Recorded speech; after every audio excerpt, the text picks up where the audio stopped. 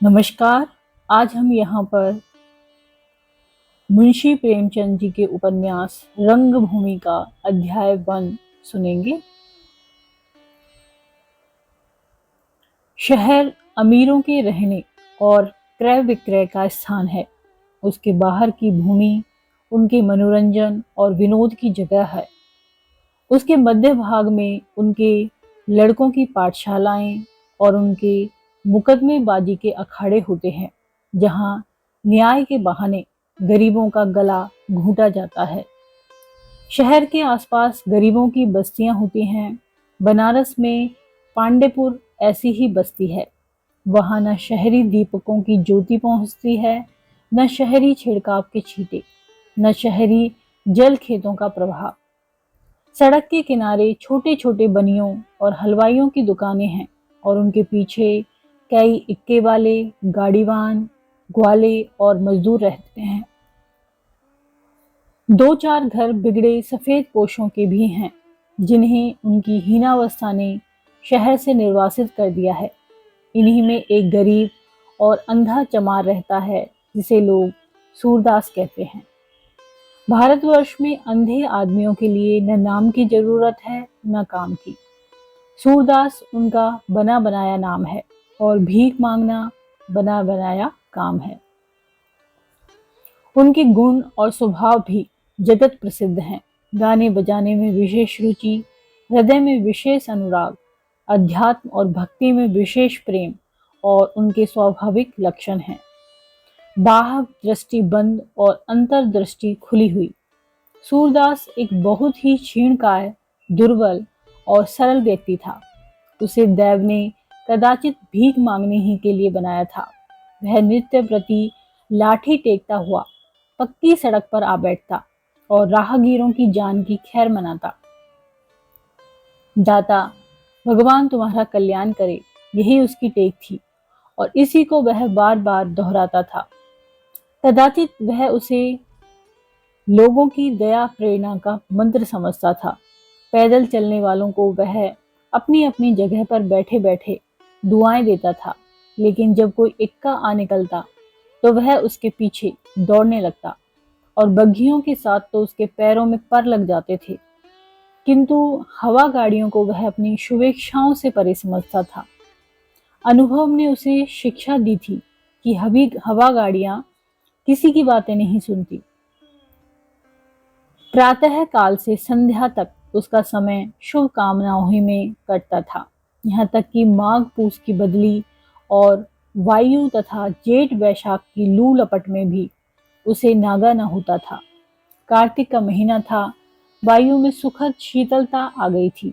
संध्या हो चुकी थी।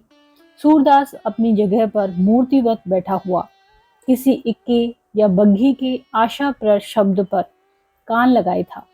सड़क के दोनों ओर पेड़ लगे हुए थे।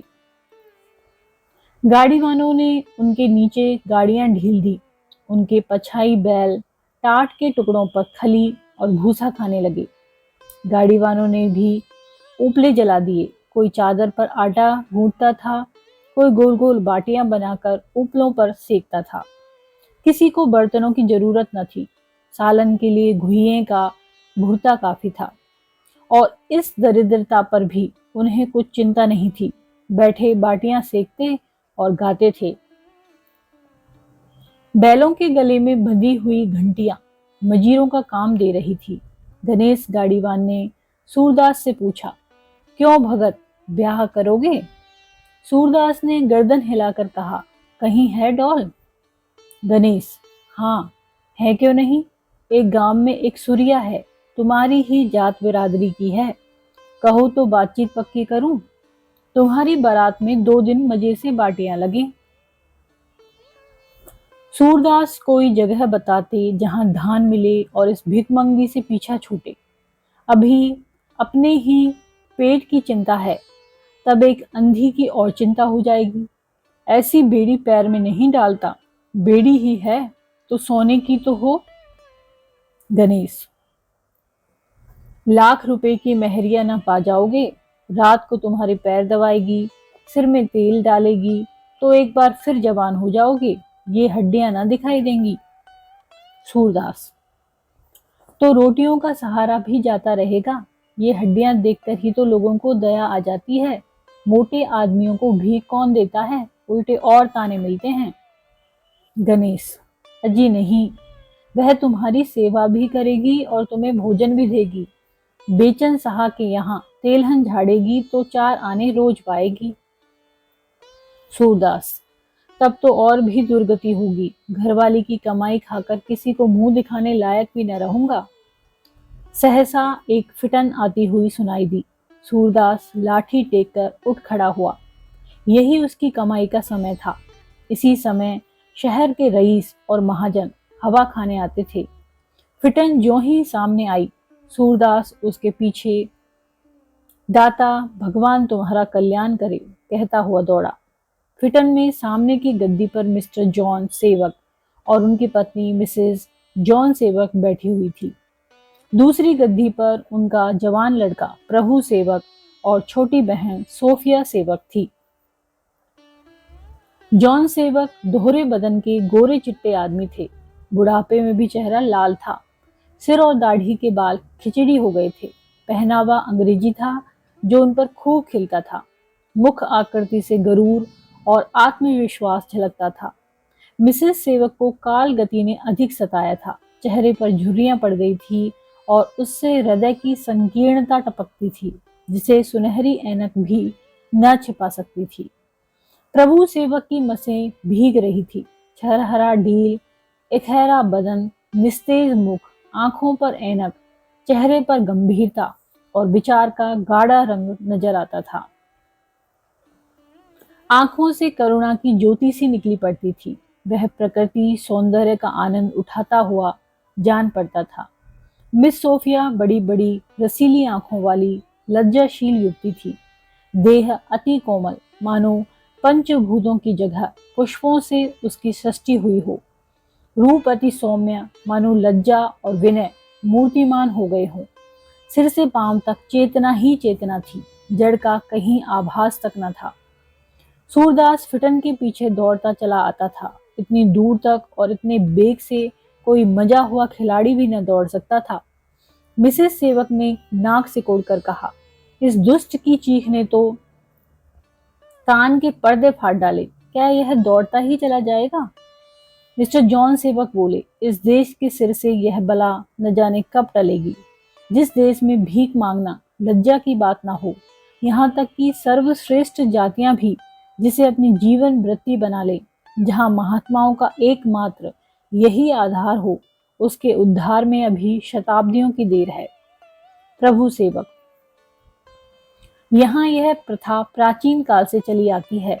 वैदिक काल में राजाओं के लड़के भी गुरुकुलों में विद्या लाभ करते समय भीख मांगकर अपना और अपने गुरु का पालन करते थे। ज्ञानियों और ऋषियों के लिए भी यह कोई अपमान की बात न थी, किंतु वे लोग माया मोह से मुक्त रहकर ज्ञान प्राप्ति के लिए दया का आश्रय लेते थे। उस प्रथा को अब अनुचित व्यवहार किया जा रहा है। मैंने यहाँ तक सुना है कि कितने ही ब्राह्मण जो जमींदार हैं, घर से खाली हाथ मुकदमे लड़ने चलते हैं। दिन भर कन्या के विवाह के बहाने या किसी संबंधी की मृत्यु का हीला करके भीख मांगते हैं। शाम को नाच बेचकर पैसे खड़े कर लेते हैं। पैसे जल्द रुपए बन जाते हैं और अंत में कचहरी के कर्मचारियों और वकीलों की जेब में चले जाते हैं। मिसेस सेवक, साइस, इस अंधे से कह दो भाग जाए, पैसे नहीं हैं। सोफिया, नहीं मामा, पैसे हों तो दे दीजिए, बेचारा आधों मील से दौड़ा आ रहा है, निराश हो जाएगा, उसकी आत्मा को कितना दुख होगा। माँ, तो उससे किसने दौड़ने को कहा था, उसके पैरों में दर्द होता होगा। सोफिया, नहीं, अच्छी मम्मा, कुछ दे दीजिए, बेचारा कितना हाफ रहा है। प्रभु सेवक ने जेब से कैश निकाला, किंतु तांबे या निकल का कोई टुकड़ा ना निकला और चांदी का कोई सिक्का देने में माँ के नाराज होने का भय था। बहन से बोले, सोफी, खेद है, पैसे नहीं निकले। साइस, अंधे से कह दो धीरे धीरे गोदाम तक चला आए, वहां शायद पैसे मिल जाएं। किंतु सूरदास को इतना संतोष कहाँ। जानता था गोदाम पर कोई भी मेरे लिए खड़ा न रहेगा। कहीं गाड़ी आगे बढ़ गई तो इतनी मेहनत बेकार हो जाएगी। गाड़ी का पीछा न छोड़ा। पूरे 1 मील तक दौड़ता चला गया, यहाँ तक कि गोदाम आ गया और फिटन रुकी। सब लोग उतर पड़े। सूरदास भी एक किनारे खड़ा हो गया, जैसे वृक्षों के बीच में ठूंठ खड़ा हो। हांफते हांफते बेदम हो रहा था। मिस्टर जॉन सेवक ने यहाँ चमड़े की आड़त खोल रखी थी। ताहिर अली नाम का एक व्यक्ति उसका गुमाश्ता था, बरामदे में बैठा हुआ था। साहब को देखते ही उसने उठकर सलाम किया। जॉन सेवक ने पूछा, कहिए खां साहब, चमड़े की आमदनी कैसी है? ताहिर, हुजूर, अभी जैसी होनी चाहिए वैसी तो नहीं है, मगर उम्मीद है कि आगे अच्छी होगी। जॉन सेवक, कुछ दौड़ धूप कीजिए, एक जगह बैठे रहने से काम न चलेगा। आसपास के देहातों में चक्कर लगाया कीजिए। मेरा इरादा है कि म्यूनिसिपैलिटी के चेयरमैन साहब से मिलकर यहाँ एक शराब और ताड़ी की दुकान खुलवा दूं। तब आसपास के चमार यहाँ रोज आएंगे और आपको उनसे मेल जोल करने का मौका मिलेगा। आजकल इन छोटी छोटी चालों के बगैर काम नहीं चलता। मुझी को देखिए, ऐसा शायद ही कोई दिन जाता होगा जिस दिन शहर के 2-4 धानी मानी पुरुषों से मेरी मुलाकात ना होती हो। 10,000 की भी एक पॉलिसी मिल गई तो कई दिनों की दौड़ धूप ठिकाने लग जाती है। ताहिर, हुजूर, मुझे खुद फिक्र है। क्या जानता नहीं हूँ कि मालिक को 4 पैसे का नफा ना होगा तो वह यह काम करेगा ही क्यों? मगर हुजूर ने मेरी जो तनख्वाह मुकर्रर की है उसमें गुजारा नहीं होता। 20 रुपए का तो गल्ला भी काफी नहीं होता, और सब जरूरतें अलग। अभी आपसे कुछ कहने की हिम्मत तो नहीं पड़ती, मगर आपसे ना कहूं तो किससे कहूं? जॉन सेवक, कुछ दिन काम कीजिए, तरक्की होगी ना। कहाँ है आपका हिसाब किताब? लाइए देखूं। यह कहते हुए जॉन सेवक बरामदे में एक टूटे हुए मोढ़े पर बैठ गए। मिसेस सेवक कुर्सी पर बैठी। ताहिर अली ने हिसाब की बही सामने लाकर रख दी। साहब उसकी जांच करने लगे।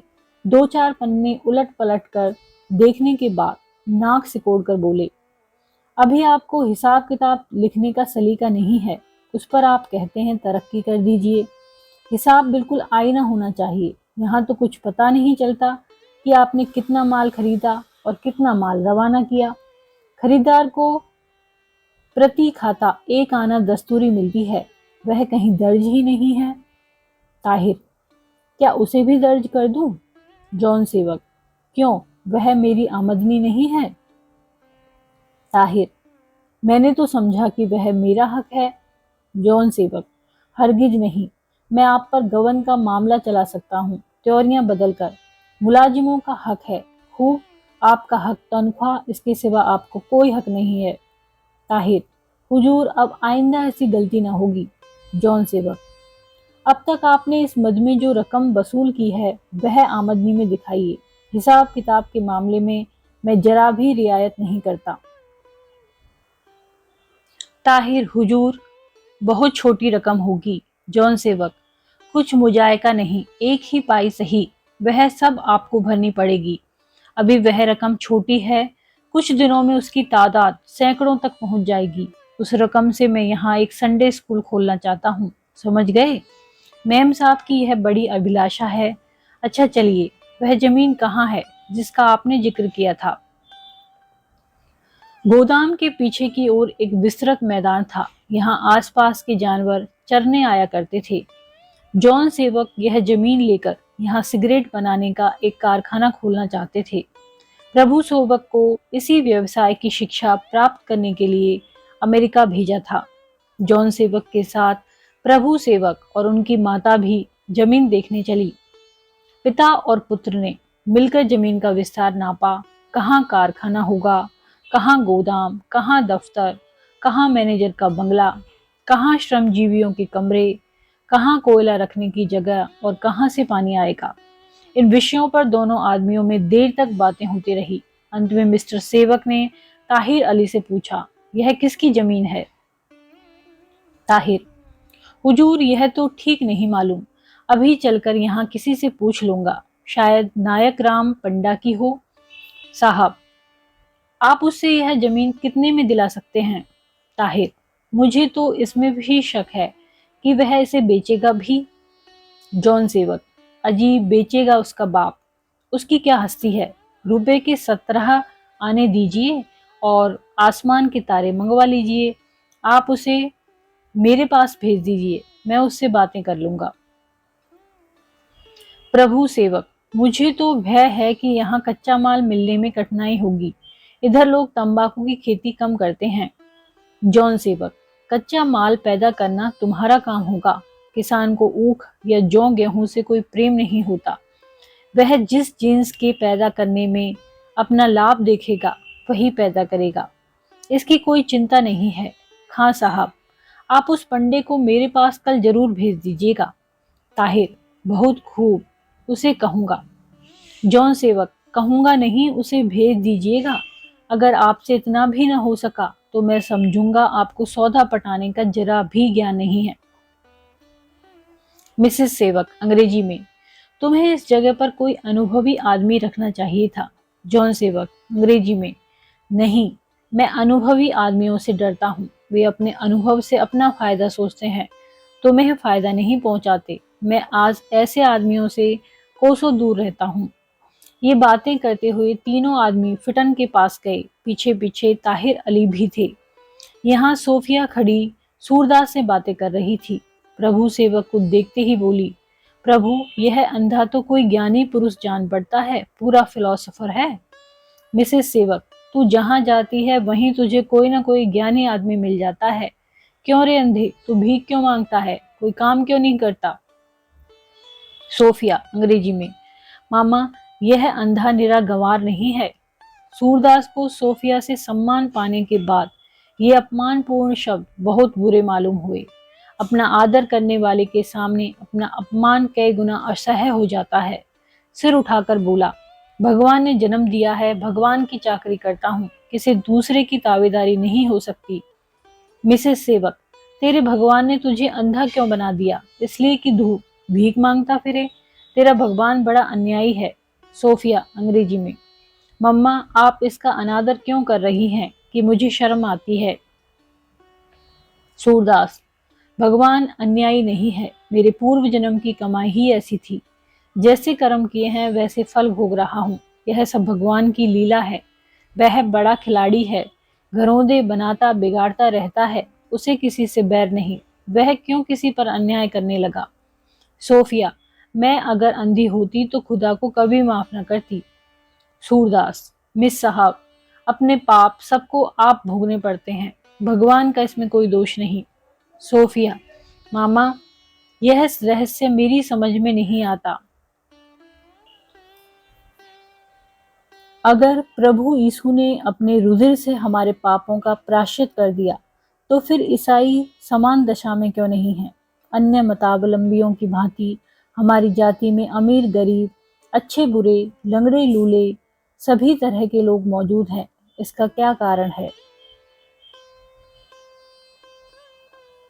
मिसेस सेवक ने भी अभी कोई उत्तर न दिया था कि सूरदास बोल उठा, मिस साहब, अपने पापों का प्रायश्चित हमें आप करना पड़ता है। अगर आज मालूम हो जाए कि किसी ने हमारे पापों का भार अपने सिर ले लिया तो संसार में अंधेर मच जाए। मिसेस सेवक, सोफी, बड़े अफसोस की बात है कि इतनी मोटी सी बात तेरी समझ में नहीं आती। हालांकि रेवरेंड पिम ने स्वयं कई बार तेरी शंका का समाधान किया है। प्रभु सेवक सूरदास से, तुम्हारे विचार में हम लोगों को वैरागी हो जाना चाहिए, क्यों। सूरदास, हाँ, जब तक हम वैरागी न होंगे दुख से नहीं बच सकते। जॉन सेवक, शरीर में भभूत मलकर भीख मांगना स्वयं सबसे बड़ा दुख है। यह हमें दुखों से क्यों कर मुक्त कर सकता है। सूरदास साहब, वैरागी होने के लिए भभूत लगाने और भीख मांगने की जरूरत नहीं। हमारे महात्माओं ने तो भभूत लगाने और जटा बढ़ाने को पाखंड बताया है। वैराग तो मन से होता है। संसार में रहें पर संसार का होकर न रहें, इसी को वैराग्य कहते हैं।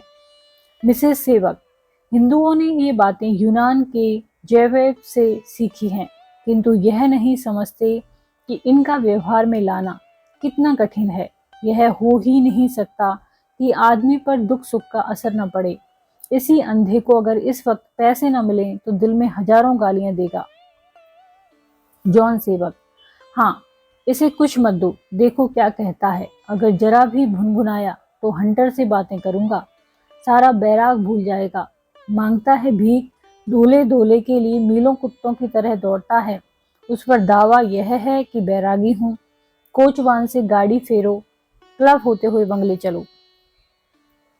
सोफिया, मम्मा कुछ तो जरूर दे दो, बेचारा आशा लगाकर इतनी दूर दौड़ा आया था। प्रभु सेवक, ओहो, मुझे तो पैसे भुनाने की याद ही न रही।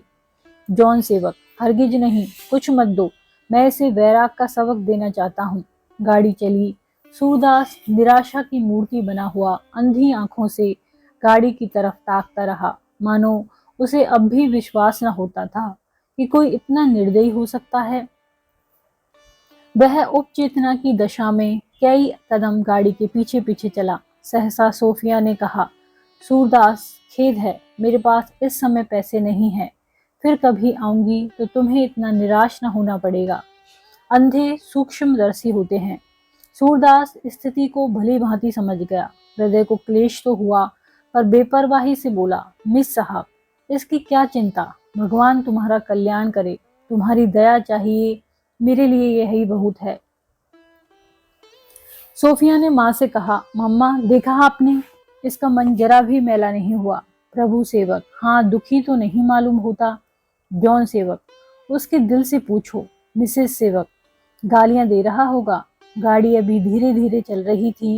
इतने में ताहिर अली ने पुकारा, हुजूर, यह जमीन पंडा की नहीं, सूरदास की है, यह कह रहे हैं। साहब ने गाड़ी रुकवा दी। लज्जित नेत्रों से मिसेस सेवक को देखा। गाड़ी से उतरकर सूरदास के पास आए और नम्र भाव से बोले, क्यों सूरदास, यह जमीन तुम्हारी है? सूरदास, हाँ हुजूर, मेरी ही है। बाप दादों की इतनी ही तो निशानी बच रही है।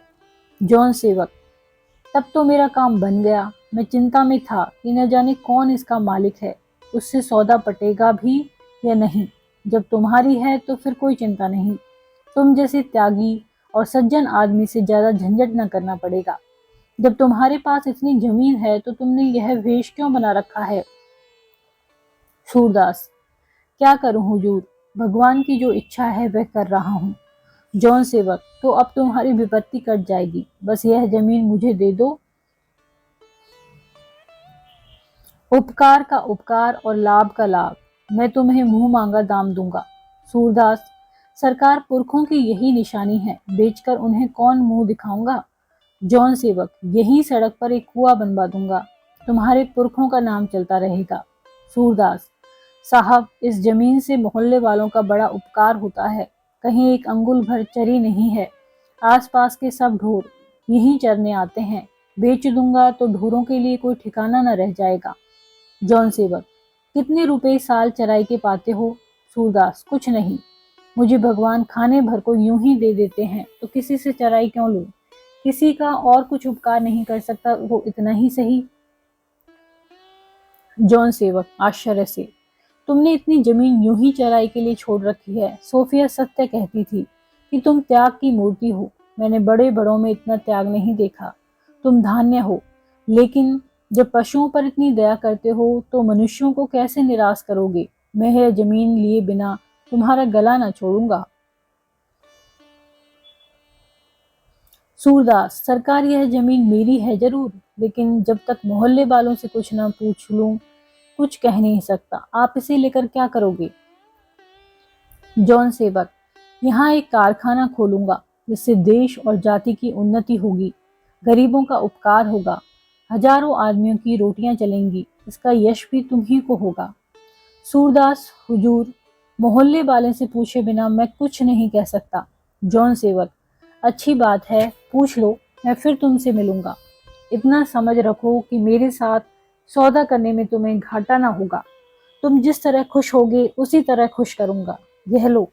जेब से 5 रुपए निकालकर, मैंने तुम्हारी मामूली भिखारी समझ लिया था, उस अपमान को क्षमा करो। सूरदास, हुजूर, मैं रुपए लेकर क्या करूंगा? धर्म के नाते 2-4 पैसे दे दीजिए तो आपका कल्याण मनाऊंगा, और किसी नाते से मैं रुपए न लूंगा। जॉन सेवक, तुम्हें 2-4 पैसे क्यों दूं? तुम्हें 2-4 पैसे क्या दूं? इसे ले लो, धर्मार्थ ही समझो। सूरदास, नहीं साहब, धर्म में आपका स्वार्थ मिल गया है, अब यह धर्म नहीं रहा। जॉन सेवक ने बहुत आग्रह किया, किंतु सूरदास ने रुपए नहीं लिए। तब वह हार कर गाड़ी पर जा बैठी। मिसेस सेवक ने पूछा, क्यों, बात हुई? जॉन सेवक, है तो भिखारी पर बड़ा घमंडी है, 5 रुपए देता था, ना लिए। मिसेस सेवक, है कुछ आशा? जॉन सेवक, जितना आसान समझता था उतना आसान नहीं है। गाड़ी तेज हो गई। तो आज हमने यहाँ पर सुना रंगभूमि उपन्यास का अध्याय 1। यदि वीडियो आपको पसंद आता है तो इसको लाइक करें, चैनल को सब्सक्राइब करें, कमेंट करें और शेयर करें। और आगे के अध्याय देखने के लिए इस चैनल से जुड़े रहें। धन्यवाद।